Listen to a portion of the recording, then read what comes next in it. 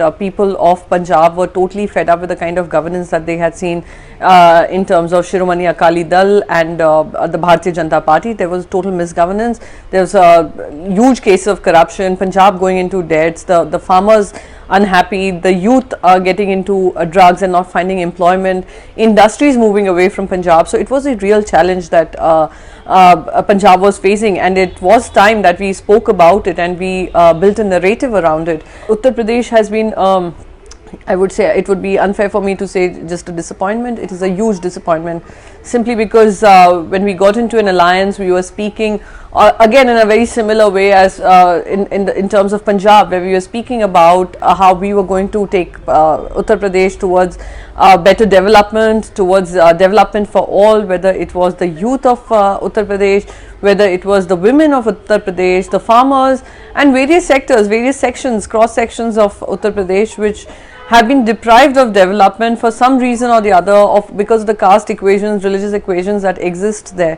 We wanted to change that narrative, and bringing an alliance together which was forward thinking was something that we believed we were addressing as to what Uttar Pradesh needs, but somehow we could not connect with the people of Uttar Pradesh. When you look at it immediately while the results are on, and when you see a sweeping victory for the Bharatiya Janata Party, the more important things that come to my mind are our connect with the voters was somehow missing.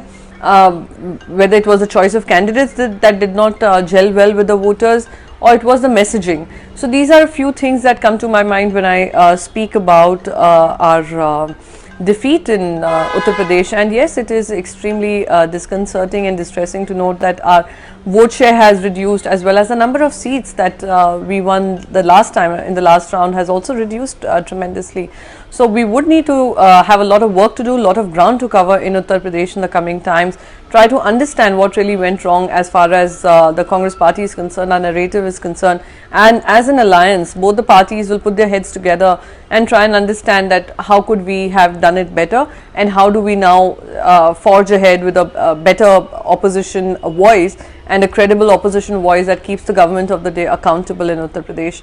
Moving on to Uttarakhand, again, Mr. Harish Rawat's personal credibility was at an all-time high post the Supreme Court verdict, where Supreme Court voted in favor of the government which was elected by the people of Uttarakhand, and how we saw the Bharatiya Janata Party misusing its powers at the centre, tried to dislodge the government, and the Supreme Court had to intervene and ensure that Uttarakhand got the government it had elected.